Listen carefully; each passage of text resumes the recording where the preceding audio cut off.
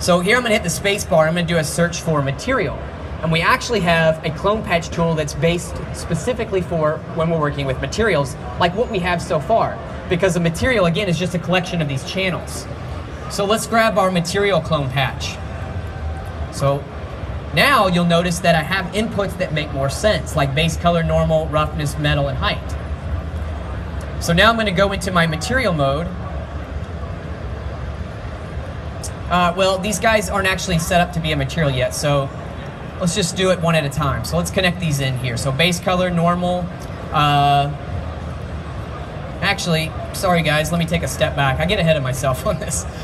Okay, so because this is a material-based node, just as with any material-based node inside a designer, you're always going to have this channels input.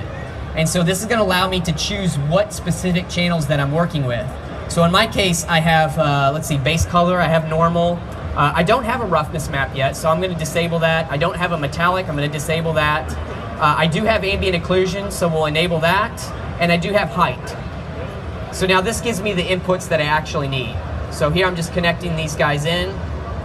There's my ambient occlusion, and there's my height. Okay, so like I said, now is the process that I want to be able to basically do some clone patch to clean up all these channels. And like I said, I've got some noisy areas right here, or more detail in this area than I do in these other corners. So what I would like to do is take maybe a source from one of these other corners and replace this detail with one of these other less detailed corners.